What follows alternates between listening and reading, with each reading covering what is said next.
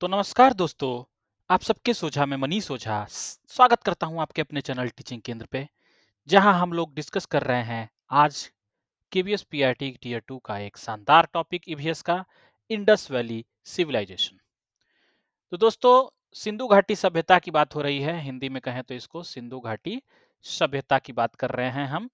तो सिंधु घाटी सभ्यता के बारे में जो कि बहुत इंपॉर्टेंट टॉपिक है, आइए बिना देरी किए इस पे डिस्कस करते हैं। ठीक है, ये एनसीईआरटी पैटर्न पे है, तो आप बिल्कुल भी निश्चिंत होकर के आराम से पढ़िएगा। एनसीईआरटी बेस्ड हम लोग चल रहे हैं, बिल्कुल एनसीईआरटी से ही चल रहे हैं। ठीक है, तो बिल्कुल अलग नहीं है। और आइए देख लेते हैं, डिस्क्रिप्टिव डिस्क्रिप्टिव चिल्लाते रहते हैं हर बार आप कि क्वेश्चन कहाँ से आता है डिस्क्रिप्टिव। तो बिग क्वेश्चन जो है इसका इसी से रिलेटेड आपका सारा डिस्क्रिप्टिव बनता है। लास्ट में भी हम लोग डिस्क्रिप्टिव एग्जैक्टली कैसे आएगा वो भी डिस्कस करेंगे। ठीक है, इसमें हम लोग जानेंगे सिविलाइजेशन के बारे में, सभ्यता क्या होती है, व्हाट इज सिविलाइजेशन।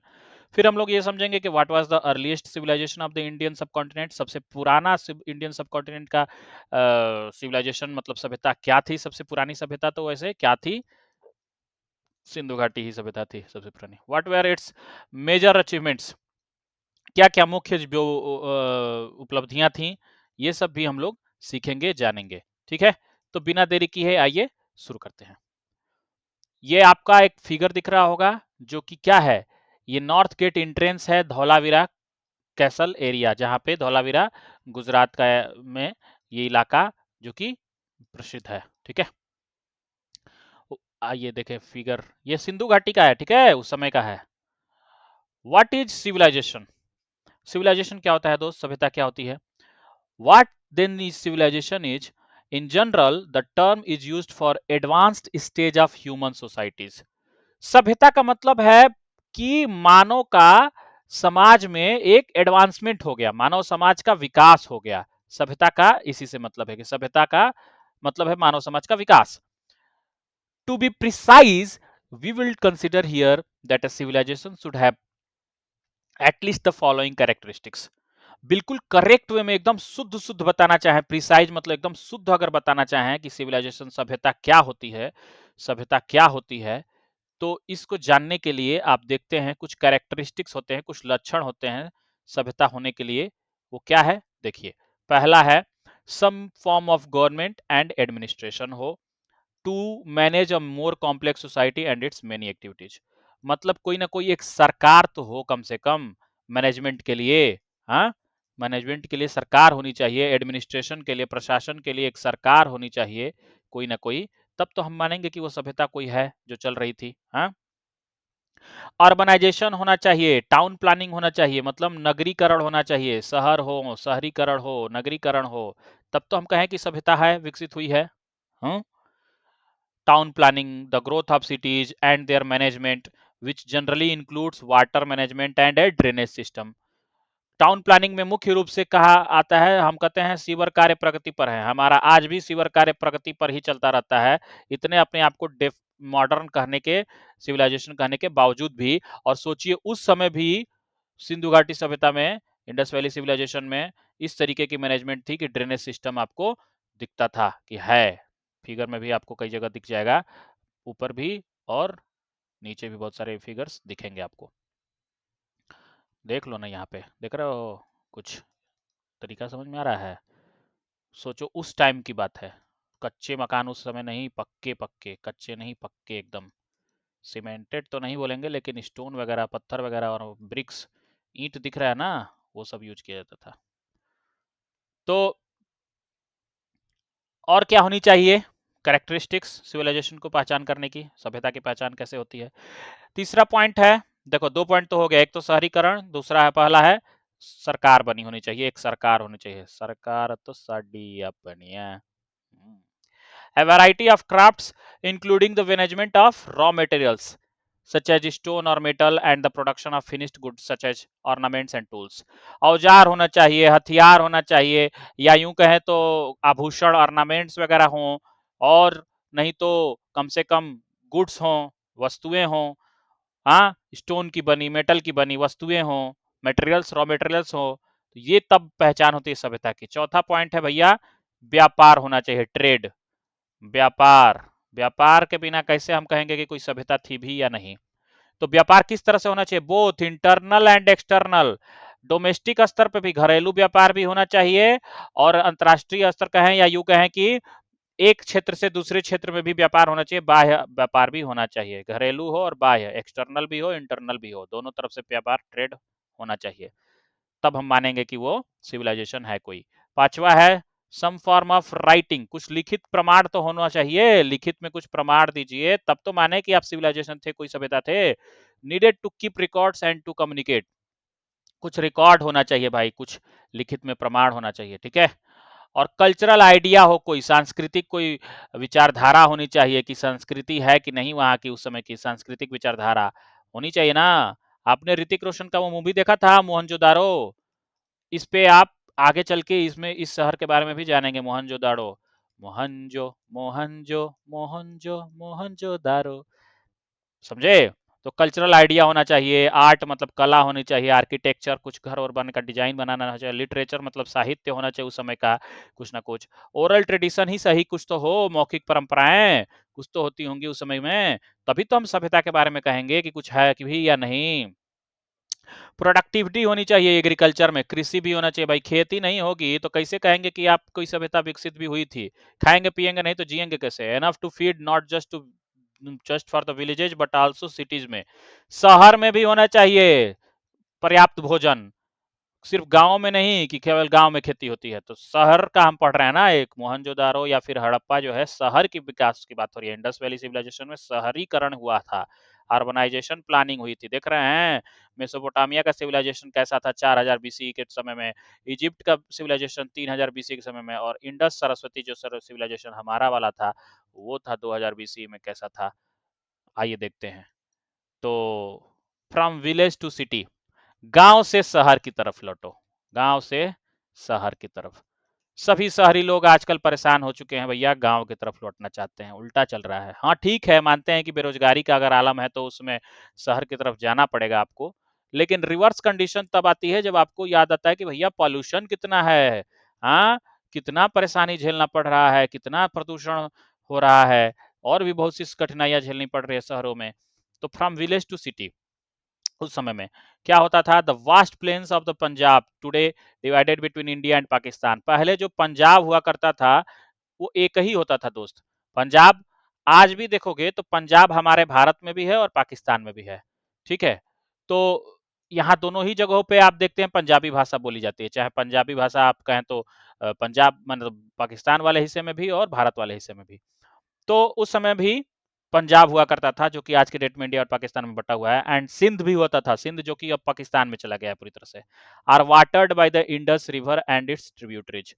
इसी के अंदर जो पाकिस्तान का इलाका था और भारत का इलाका था पंजाब और सिंध जो कि आज के डेट में पूरी तरह से पाकिस्तान में है, ये इंडस जो नदी है ना, सिंधु नदी, ये पूरी तरह से इसमें इसी इलाके में बहती थी।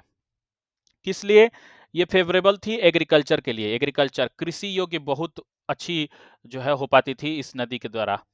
तो और भी एक नदी थी, उस नदी का नाम है सरस्वती, नाम से तो क्लियर होगा ना, सरस्वती कोई बाहरी नहीं है, अपने अपनी नदी है, भारतीय नदी है। Used to flow from foothills of Himalayas through Haryana Punjab parts of Rajasthan and Gujarat. कहाँ कहाँ से गुजरती थी, पंजाब राजस्थान गुजरात जो आज के डेट में बोला जाता है हरियाणा, इन जगहों से ये सरस्वती नदी चलती थी, गुजरती थी। देखो फिगर्स में भी है, ऐसा नहीं है कि फिगर में नहीं है, सारा चीज फिगर में भी है, लेकिन मैं ये बोल रहा हूँ कि अगर एक एक फिगर को हम याद करते चले तो शायद बहुत समय लग जाएगा। हिंदू कुश से होते हुए नदी चलती थी पंजाब वगैरह से होकर के, कैसे हरियाणा वगैरह गुजरात वगैरह से होकर ये निकलती थी इधर साइड से, ठीक है। तो इतना डिटेलिंग नहीं आएगा यार, पीआरटी का प्रिपरेशन हम लोग कर रहे हैं, कोई हम लोग टीजीटी पीएचडी नहीं दे रहे हैं, प्राइमरी टीचर बनने जा रहे हैं, तो बच्चों को आप क्या बताओगे, बेसिक चीजें तो बताओगे। तो in this whole region from about 3500 BCE before Christ, villages grew into towns, and with increasing trade and other exchanges, those towns further grew into cities. This transition happened around 2600 BCE. 2600 BCE के समय में ये transition हुआ। क्या हुआ transition भैया, गांव शहर में बदल गया, गांव बन गया भैया शहर। यही ट्रांजिशन हुआ 2600 बीसी में। 3500 बीसी में तो केवल गांव शहर नहीं बल्कि छोटा शहर की तरफ विकसित हो रहा था, लेकिन पूरी तरह से शहर सिटीज बनना शुरू हो गया 2600 में। ठीक है, क्या कहते हैं आर्कियोलॉजिस्ट, पुरातत्व वेदा वाले क्या कहते हैं? पुरातत्व वेदा वाला आपको पता होगा, पुरातत्व वेत्ता क्या होते हैं? खुदाई करते हैं मिट्टी की, जेसीबी की खुदाई नहीं करते हैं भैया। ठीक है, तो डोंट वरी। तो archaeologist give this civilisation several names. कौन कौन से नेम दिया? इंडस बताया, किसी ने हड़प्पा कहा, किसी ने इंडस इंडस सरस्वती सभ्यता बोला, किसी ने सिंधु सरस्वती सिविलाइजेशन बोला। कुल मिला के नाम अनेक, काम एक। कौन सा काम? इंडस वैली सिविलाइजेशन बोलो इसको, इंडस सरस्वती सिविलाइजेशन बोलो, सिंधु घाटी सभ्यता बोलो, सिंधु सरस्वती सिविलाइजेशन बोलो, लेकिन चीज तो वही रहेगा ना। हड़प्पा भी कह सकते हो इसको, हड़प्पा, हड़प्पा, हड़प्पा। तो the development is also called first urbanisation of India. This development is also called first urbanisation. प्रथम भारतीय नगरीकरण हुआ, नगरीकरण शहर का विकास होना शुरू किया। पहली बार अर्बनाइजेशन हुआ भारत में, अर्बनाइजेशन शहरीकरण, नगरीकरण हुआ इंडस वैली सिविलाइजेशन से शुरुआत। ठीक है, नगर बनना शुरू हुआ। बहुत पुराना है, 5000 साल पुराना है भैया। उतना साल पुराना होकर भी हमारे यहाँ शहर हुआ करता था, सोच लो। तो घबराओ मत कि इस समय बहुत डेवलपमेंट चल रहा है, पहले भी होता था। और देखो किस तरह से होता था। फिगर, फैक्ट एंड फिगर है भैया, फैक्ट्स के साथ कोई भी बात की जाएगी, इधर उधर तथ्यों के साथ कोई खिलवाड़ नहीं, तथ्य है भैया। और तथ्य क्या है? हड़प्पा जो शहर था, हड़प्पा सिटी, उसमें धौलावीरा, धौलावीरा जो आज की डेट में पंजाब है, मॉडर्न स्टेट जो हमारा पंजाब के रूप से है। हड़प्पा जिसको बोलते थे वो गुजरात में है, तो गुजरात ही है वो। कलीबंगा जिसको बोलते थे वो सिंध है, और मोहनजोदारो जिसको बोलते थे वो हरियाणा है। और राखी गढ़ी जो बोलते थे, राखी गढ़ी, राखी, देखो थोड़ा सा अच्छे से लिख देता हूँ, राखी गढ़ी, राखी गढ़ी वो आज के डेट में राजस्थान है। तो क्या कह रहे हैं पब्लिक, क्या बोलती पब्लिक? पब्लिक ये बोलती है भाई राखी गढ़ी वो राजस्थान ही तो है, मोहनजोदारो वो हरियाणा ही तो है, कलीबंगा जो सिंध तो ही है, हड़प्पा क्या था? गुजरात ही तो है, धोलावीरा क्या है? पंजाब ही तो है। वही उसका नाम था, पुराना नाम याद रखना, क्या पता पूछ दे एमसीक्यू में, बता दोगे फटाक से, और टीचिंग केंद्र को धन्यवाद भी देने की जरूरत नहीं पड़ेगी। ओके, डोंट वरी, धन्यवाद नहीं भी दोगे तो भी चलेगा, मैं तब भी अपना काम कर रहा हूँ, आप भी करो।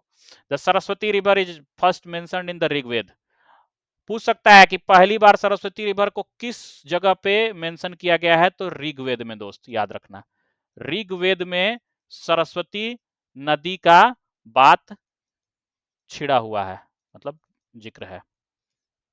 ठीक है, टाउन प्लानिंग, देखो यहाँ पे मुझे दिख रहा है एक हेडिंग, क्या हेडिंग है?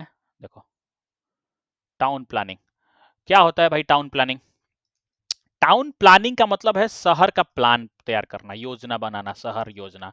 शहरी योजना, जैसे आज के डेट में हम लोग कहते हैं ना कि भैया हमारा 100 स्मार्ट सिटी बन रहा है, अब जाके हम इस पे बात कर रहे हैं, जबकि उस समय से पुराने समय से हमारे यहाँ टाउन प्लानिंग चल रही है। कैसे चल रही है देखो, Harappa and Mohenjodaro now in Pakistan were the first two cities of this civilisation to be discovered and their identification goes back to 1924, a century अगो।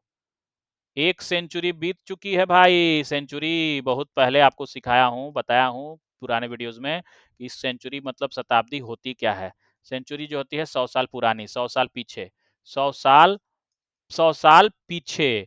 और पीछे का मतलब कौन सा पीछे? पीछे तो देखो 1924 की बात हो रही है ना, तो ये 20th सेंचुरी है ये, 20th सेंचुरी। कैसे 20th हो गया भैया? 20th क्यों हो गया ये? क्योंकि 1900 से लेकर के 2000 के बीच की अगर बात हो रही है तो 20th सेंचुरी है, तो ये 20वीं शताब्दी में 1924 में ये हमारा मोहनजोदारो और हड़प्पा दो नाम की सभ्यता खोजी गई, जो कि इस समय पाकिस्तान में है। ठीक है, लेकिन फिल्म हमारे यहाँ बनी हुई है मोहनजोदारो, अक्षय कुमार वाली, अरे सॉरी सॉरी भाई, ऋतिक रोशन, ग्रीक गॉड बोलते हैं ना ऋतिक को। Several sites followed in this, in the Indus plains which is why the civilisation was initially called Indus valley civilisation. शुरुआत में ही इसको इंडस वैली सिविलाइजेशन बोल दिया गया था भाई। तो आपके चैप्टर का नाम भी यही है, आपसे सीधे सीधे क्वेश्चन इंडस वैली सिविलाइजेशन से आएगा, और इंडस वैली सिविलाइजेशन का नाम सबसे पहले पढ़ा हुआ था जब हड़प्पा और मोहनजोदारो की खोज हुई थी। Later on major city such as Dholavira जो गुजरात में है, राखीगढ़ी जो हरियाणा में है, गनवेरी वाला जो कि चोलिस्तान डेजर्ट अब पाकिस्तान में है। बताओ, चोलिस्तान भी है भैया पाकिस्तान में। चलो कोई नहीं, चोली के पीछे नहीं पूछे गए पाकिस्तान से, कोई दिक्कत नहीं है। हंड्रेड्स ऑफ स्मॉलर सिटीज भी हैं, कुछ छोटे छोटे शहर भी हैं। 100 स्मार्ट सिटी तो हम आज बात कर रहे हैं, 100 छोटे छोटे शहर भी थे उस समय। कौन कौन से देखो, लोथल है, लोथल जो गुजरात में इस समय मौजूद है। दिज वेयर डिस्कवर्ड, उस समय खोज हुआ था इन लोगों का, इन लोगों का नहीं, इन शहरों का। ये शहर है अमन का, यहाँ पिज्जा है मिनिराली, यहाँ सब शांति शांति है। Most cities seem to have been surrounded by fortification and had two distinct parts: the upper town where the local elite probably lived and the lower town where common people lived. सोचो भैया, उस समय भी elite class हुआ करती थी, जो आज आप बोलते हो ना बहुत ज्यादा इलिट क्लास है भैया, यूपीएससी में सिलेक्शन करने वाले ज्यादातर इलिट क्लास है। क्या है ये इलिट क्लास, जानते तो हो ना आज के डेट में। Here the word refers to elite to the higher layers of the society such as rulers, officials, administrators and often priest. पुजारी हो, किसी बड़े पद का अधिकारी हो, प्रशासनिक अधिकारी, आज भी अधिकारियों को इलिट क्लास में बोलते हैं ना। रूलर्स हो, कोई राजा हो, कोई ऑफिशियल हो, कोई कर्मचारी हो, कोई बड़ा सा सोसाइटी में, इन सबको इलिट क्लास बोला जाता है। और फोर्ट उस समय भी बोला जाता था। और फोर्टिफिकेशन क्या होता है भैया, फोर्ट पता है फोर्ट क्या होता है ना। रेड फोर्ट का तो नाम सुना होगा ना, लाल किला। किला, किला बंदी कर देंगे तो फोर्टिफिकेशन कहलाएगा। किला बंदी, किला बंदी क्या होता है भैया, किसकी बंदी, किला की बंदी नहीं भैया। बंदी का मतलब यहाँ किला बंदी का मतलब है मैसिव वॉल, जो कि बहुत बड़ी दीवार है भैया। ये दीवार टूटती क्यों नहीं, क्योंकि फोर्टिफिकेशन किया गया है बोरो।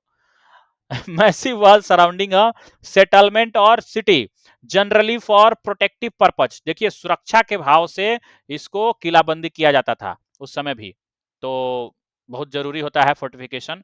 और जान लीजिए, क्या पता 1 मार्क्स में एमसीक्यू में आ ही जाए, तो क्या करेंगे भाई, लिख देंगे massive wall surrounding a settlement of city generally for protective purpose. किस पर्पज के लिए, प्रोटेक्शन के लिए भैया, सुरक्षा के लिए किलाबंदी करते थे। देखो, 12 बाई 7 मीटर्स का होता था टैंक नुमा, और बहुत सी चीज़ें उसमें बनाई जाती थी नहाने वगैरह के लिए, ग्रेट बाथ के लिए मोहनजादारो में। ठीक है, फिगर में भी 6.6 फिगर में भी दिया हुआ है। देखो ये क्या है भाई, नहाने के लिए 6.4 है ना, ये 6.6 कहाँ है, फिगर 6.6। देखो ये है ना मोहनजोदारो का नहाने का। वाह क्या बात है भाई, उस समय में देखो नहाने के लिए ये सब तालाब ही तो लग रहा है देख के, खुदाई करी गई और तालाब निकल गया। देखो भैया, हाँ, मोहनजोदारो का तालाब है ये उस समय का, नहाने के लिए इतना बड़ा बड़ा तालाब बनता था। देख रहे हो, पूरा पूरा डिजाइन में बना हुआ है भाई। आज के डेट में क्या बनेगा उससे बेहतर बना हुआ है मेरे को लग रहा है। बेहतरीन तरीके से डिजाइंड वे में, एकदम एकदम। देख रहे हो आर्कोलॉजिस्ट उस समय के क्या रहते होंगे, आर्किटेक्ट, इस समय के डिजाइन करने वाले आर्किटेक्चर्स कैसे थे, देख रहे हो भाई। तो ये सारा देखो फिगर इतना मजेदार है, पीडीएफ शेयर कर दूंगा टेलीग्राम पे, देख लेना अच्छे से। वैसे इससे नहीं पूछेगा कि फिगर कैसा था, पूछेगा वो मैं बता ही रहा हूँ आपको। वाटर मैनेजमेंट भी जरूरी था और है, और अभी भी आगे भी रहेगा भैया। पानी रे पानी तेरा रंग कैसा, जिसमें मिला दो उसी के जैसा। पानी की मैनेजमेंट बहुत जरूरी है, पानी का प्रबंधन, जल प्रबंधन सबसे जरूरी है। जल प्रबंधन, वाटर मैनेजमेंट क्या है, water management, the Harappans gave much importance to water management and cleanliness. Harappa के सभ्यता के जो थे वो सब लोग जो है पानी की, जल की प्रबंधन की बहुत इंपॉर्टेंस देते थे, उसकी साफ सफाई पे भी ध्यान देते थे, cleanliness. They often had separate area for bathing in their homes, this were connected to larger networks of drain. Figure में दिखा है, 6.7 वाला फिगर ये रहा। देखो देखो कैसा ये ड्रेनेज सिस्टम था। आज तुम लोग बोलते हो सीवर कार्य प्रगति पर है और सारा रोड उखाड़ फेंकते हो, सड़क को पे ही अपना काम करते हो। और देखो ये किस तरीके की नालियां उस समय की हैं, ये फोटो पुराना है एकदम, drainage system eight Lothal Gujarat में। ठीक है, खुदाई करके निकला है दोस्त, तो ये नहीं है कि बनावटी है कुछ भी। उस समय में कितना अच्छा मैनेजमेंट रहता था, और हम लोग आज के डेट में ऐसे करते हैं। सब करप्शन की वजह से होता है, सब करप्शन, आप सब जानते हैं। उस समय करप्शन जरूर कुछ कम रहा होगा, होता जरूर होगा, हर समय भ्रष्टाचार होता है, भ्रष्टाचारी होते हैं, लेकिन हर युग में रहे हैं। राम युग में है तो दूसरे युग में क्यों, कल युग में क्यों नहीं रहेंगे। तो which is generally ran below the, कहाँ गया, तो बाथिंग के लिए था, this is connected to a larger network of drains and which is generally ran below the streets and took the waste water away. देखो, पानी यहाँ से नहा धो करके एकदम मस्त निकलेगा यहाँ से नाली से होता हुआ, और बाहर एकदम रोड के एकदम बाहर निकल जाएगा। तो ये देखिए कि, जी हाँ दोस्तों, तो हम जैसा कि देख पा रहे हैं कि कैसे उस समय में भी ड्रेनेज सिस्टम और ये सब चीजें इतनी अच्छी से हो पाती थी। तो ये ड्रेनेज सिस्टम आप देख ही रहे हैं। तो उस समय में क्या होता था कि मोहनजोदारो में, in Mohenjodaro people drew water from hundreds of wells made of bricks. बहुत सारे कुआं भी खुदाई करते थे उस समय, कुआं की भी खुदाई होती थी, वो भी ईंट से बनी होती थी कुआं, ब्रिक से। But in other regions it may have been from ponds near by streams और ह्यूमन मेड रिजर्वायर्स। हो सकता है कि कुछ जगहों पे कोई तालाब वगैरह भी बना दिया जाता था, या कोई रिजर्वायर बना दिया जाता था। रिजर्वायर क्या होता था दोस्त? रिजर्वायर एक आज भी यूज होता है, लार्ज नेचुरल और artificial place where water is stored. चाहे वो नेचुरल हो सकता है, प्राकृतिक हो सकता है, या फिर आर्टिफिशियल हो सकता है, ठीक है, मानव निर्मित भी हो सकता है। तो ये रिजर्वायर बनाया जाता था उस समय पे। बावली आप सुने होंगे ना राजस्थानों में। In the case of Dholavira in the run of Kutch in Gujarat, the largest reservoir measured 73 metre length. 73 metre गहराई की जो होती थी उस समय पे, 73 मीटर की रिजर्वायर सबसे बड़ी उस समय की। पूछ सकता है कितनी बड़ी सबसे थी, तो 73 मीटर वाली एमसीक्यू में आ सकता है। At Dholavira at least 6 reservoirs were built with stone और even cut into the rock.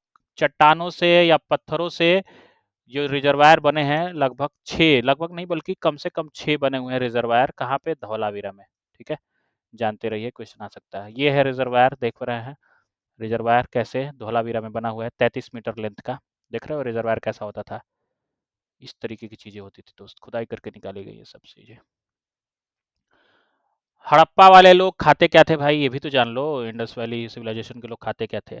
Archaeological findings have shown that the Harappans grew cereals like barley, wheat, some millets and sometimes rice addition to pulses and variety of vegetables। उस समय में भी serials के नाम पे, अनाजों के नाम पे, कौन सा अनाज था खासतौर पे? बार्ली, जिसको जौ बोलते हैं, जौ। फिर गेहूं, वीट, कुछ मिलेट्स, मोटे अनाज, मक्का वगैरह होता होगा, या जो भी मोटे अनाज उस समय में होते थे। कुछ चावल भी होता था भाई, कुछ क्या, चावल होता ही होता था।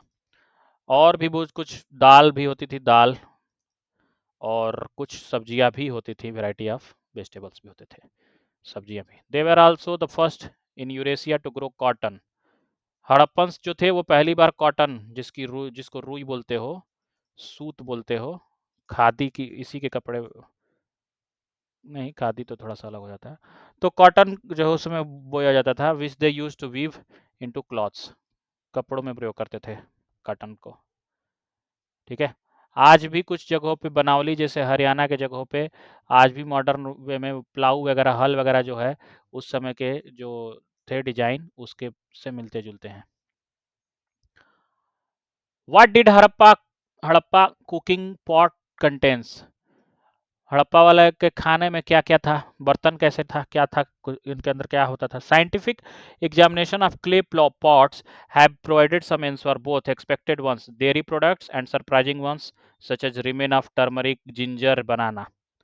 सोच लो उस समय में भी हल्दी, हल्दी उस समय वाली, जो अदरक आप यूज करते हो, जिंजर, केला, बनाना, है ना। और उनका जो क्ले का मूल, जो उनकी क्ले के चिकनी मिट्टी का जो बर्तन होता था उनका, चिकनी मिट्टी वाला, जो आज आप भी यूज करते हो कप प्लेट वगैरह में, तो वो उस समय भी प्रयोग होता था, शायद डेयरी प्रोडक्ट्स को रखने के लिए, दूध दही वगैरह रखने के लिए। कुछ व्यापार भी उस समय होता था, जानते ही हो, हड़प्पन व्यापारी नहीं थे ही। तो आप देख लो ना, हड़प्पा वाले लोग कंघी बनाते थे, comb, Ivory Ivory comb 7 centimetre लंबा, पूछ सकता है कितना सेंटीमीटर लंबा होता था, तो 7 सेंटीमीटर लंबा होता था। कोस्ट ऑफ ओमान में ये पाया गया है, देखने को मिला है। ये कंघी है भैया, कंघी है कि कंघा है, देख लो आप, मैं तो कंघा बोल रहा हूँ इसको। हड़प्पा में ये सब पाया जाता था, सभ्यता में। एक ह्यूज डॉकयार्ड मिला है लोथल गुजरात में, देख रहे हो। झील, झील क्या बोलेंगे इसको, तालाब ही बोलो तो सही है।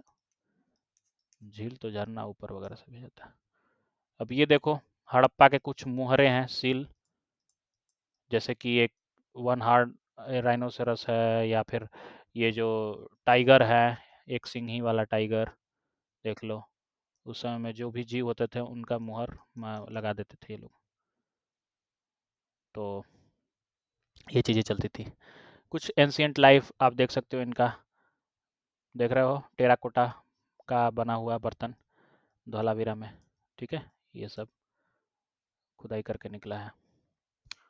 धौलावीरा में ही देखा गया ब्रॉन्ज का बना हुआ कुछ पत्थर, स्टोन्स। और वहीं पे आप देखेंगे कुछ गेम्स के भी, खेल का, ये देखो सामग्री है इनकी, देख रहे हो, चेस जैसा दिख रहा है ना, थोड़ा बहुत चेस जैसे खेलते हैं आज की डेट में, वैसा टाइप का। तो धौलावीरा में और राजस्थान के करणपुरा में ये सब चीज़ें जो हैं टेराकोटा से बनी हुई मिली थी। चिल्ड्रन और एडल्ट्स को खुश रखने वाला खिलौना, तो खिलौना भी उस समय का मिला हुआ है, ठीक है, बच्चों वाला। ये सब गुल्लक वगैरह बोलते हैं ना आज के डेट में हम लोग, वैसे टाइप का डिजाइन। फिर देखो ये कुछ एक तरीके के से फिगर्स, कुछ मॉन्यूमेंट्स, मैन्युस्क्रिप्ट्स, उस समय की मूर्ति, डांसिंग गर्ल की, एक नाचती हुई, फ्रॉम मोहनजोदड़ो, मोहनजोदड़ो से मिला हुआ है ये। फिर ये नमस्कार करता हुआ, ये भी चीज़ है, लोथल से मिला हुआ है, गुजरात से। अब ये सोचा गया कि ये एंड है या नया बिगिनिंग है भैया। हर अंत के बाद शुरुआत होता है, तो ये एंड है या स्टार्ट है। तो देखा गया अराउंड 1900 बीसीई, 1900 बीसीई के समय में the Sindhu Saraswati civilisation despite all its achievements began to fall apart, the cities were abandoned by one. शहर धीरे धीरे लोग छोड़ दिए, शहर से लोग भागने लगे। कहाँ भाग के जाएंगे, गांव में जाएंगे, शहर से भाग करके कहाँ कोई आता है, गांव में आता है। तो हड़प्पन्स ने क्या किया, the Harappans return to rural settlement because rural life style gives easier access to food and water than urban life style. शहर में कितना भी मजा मारिएगा, लेकिन बिल्डिंग हो सकता है शहर में, रोड हो सकता है, लेकिन खाना उगाने के लिए जो चाहिए, खेत खाली नहीं मिलेगा ना, प्लॉट मिलेगा, उसमें खेत नहीं, खाना उसमें फसल नहीं उगेगी अच्छी खासी ना। तो उसके लिए तो गांव में ही लाइफ स्टाइल आना पड़ेगा दोबारा। तो इसीलिए गांव को भी विकसित कर सकते हो, लेकिन पूरी तरह से शहरी मत बना देना कि फिर बचा ही नहीं, गांव बचेगा ही नहीं। Now cities depended on villages to provide food, sometimes water, पानी के लिए, खाना के लिए, दाना पानी, सबके लिए आपको आना पड़ेगा गांव, लौटना पड़ेगा। व्हाट काज दिस डिक्लाइन, ये गिरावट आई क्यों, ये इतनी सारी जल्दी गिरावट आई कहीं, इतना विकसित देश शहर था फिर भी। The Harappans do not seem to have kept any army और वेपन्स ऑफ वार। जैसा कि देखा गया हड़प्पन्स में कोई तरीके का कोई वार के लिए, युद्ध की कोई गुंजाइश नहीं थी उसमें, कोई ऐसा वार का कोई हथियार नहीं देखा गया, कोई औजार नहीं, कोई हथियार नहीं, विपन नहीं, कोई आर्म फोर्स नहीं। As far as evidence goes it seem to have been a relatively peaceful civilization. ये पीसफुल एक सभ्यता, शांति, शांति चाहने वाली, शांतिपूर्ण जो है सभ्यता थी सिंधु घाटी सभ्यता, जैसा कि देखा गया। तो क्या ऐसा फैक्टर रहा होगा, क्या कारण रहा होगा इनका गिरावट का। पहला, दो फैक्टर्स हैं, two factors are currently agreed upon. कौन कौन सा, पहला है फर्स्ट, ए क्लाइमेटिक चेंज, जलवायु में परिवर्तन की वजह से, which affected much more of the world from 2200 BC, 2200 BC के समय में पूरे विश्व को प्रभावित करने वाला जो जलवायु था वो कारण बन सकता है। क्योंकि क्या हुआ था, causing reduced rainfall and dryer phase, सूखा आ गया था, सूखा ग्रसित हो गया था देश उस समय का। तो पूरे विश्व में इसकी झलक देखने को मिली थी 2200 के बीसी के दौरान। बिल्कुल रेनफॉल कम हो गया था, बारिश बिल्कुल नहीं कम हो के बराबर हुई थी। And this reduced food supply to the cities, और जिसकी वजह से शहरों में क्या हुआ, शहर में फूड सप्लाई बंद हो गई, कम हो गई। सेकेंड कारण हो सकता है the Saraswati river dried up in the central basin and suddenly cities there such as Kalibangan और बनवाली वर अबंडेंट। सरस्वती नदी सूख गई, इस वजह से भी ये गिरावट आ गई होगी शहरों में, तो शहर छोड़ के लोग गांव में जाने लगे। तो अब ये अंत हो गया इसका। अब इसमें क्या आपने सीखा, पॉइंट्स टू रिमेंबर, कंक्लूजन है ये कि इसमें क्या क्या आपने सीखा मेनली, तो ये याद रखने वाली बातें हैं। चलो पहला बता देता हूँ। द इंडस हड़प्पन और Sindhu Saraswati civilization is one of the oldest, सबसे पुरानी विश्व की सभ्यता है तो सिंधु घाटी सभ्यता है। ये क्वेश्चन बन के आ सकता है। फिर Harappans created plant cities with efficient water management, diverse craft and brisk trade. Harappan जो थे, हड़प्पा वाले थे, वो पानी का जल प्रबंधन बहुत अच्छा करते थे, पानी का मैनेजमेंट, जल प्रबंधन। और दूसरा, ये लोग जो है ये आर्ट क्राफ्ट वगैरह भी करते थे, कला में भी माहिर थे भाई। कलाकृति देख ही रहे हो उनकी कितनी अच्छी अच्छी बनी हुई है, मूर्ति वगैरह देख के। और ट्रेड, व्यापार तो करते ही करते थे भाई, व्यापारी थे अच्छे खासे। आप मोहनजोदड़ो मूवी में भी देखोगे कि व्यापार करते हुए दिख जाएंगे लोग। A productive agriculture through a variety of crops to the cities, कृषि भी अच्छी खासी होती थी, खेती होती थी उस समय। और civilization, this civilization eventually declined probably because of climatic and environmental changes, people return to a rural life style. ये शहर जो है, नगर जो है, ये गांव की तरफ भाग के चला गया, क्योंकि शहर के लोग गांव में इसलिए गए क्योंकि क्लाइमेटिक परिवर्तन हुआ, जलवायु में इस प्रकार का परिवर्तन आ गया। जलवायु भी एक चैप्टर है ईवीएस का, इसमें आने वाला है आपके कोर्स में। तो उसी के अनुसार जो है पर्यावरण में परिवर्तन हुआ और इसके वजह से भाग करके गांव में रूरल लाइफ स्टाइल अपनानी पड़ी। तो ये रहा कथा का विराम। कथा विराम होती है और इससे संबंधित आपकी कुछ चीज़ें हैं। डिस्क्रिप्टिव क्वेश्चन जो पूछते हैं बार बार कि कहाँ से आता है, वाई डज दिस, यही है descriptive question. Why does this civilization studied in this chapter have several names, discuss their significance. इस सभ्यता का नाम अलग अलग क्यों रखा गया था, आपने डिस्कस कर लिया है, आप उसको 4 मार्क्स में डिस्कशन लिखेंगे अपना, और उसको आप अपना लिखा हुआ टेलीग्राम चैनल हमारा जो है उस पर शेयर करिए, हम भी देखें ज़रा क्या लिखते हैं आप डिस्क्रिप्टिव में।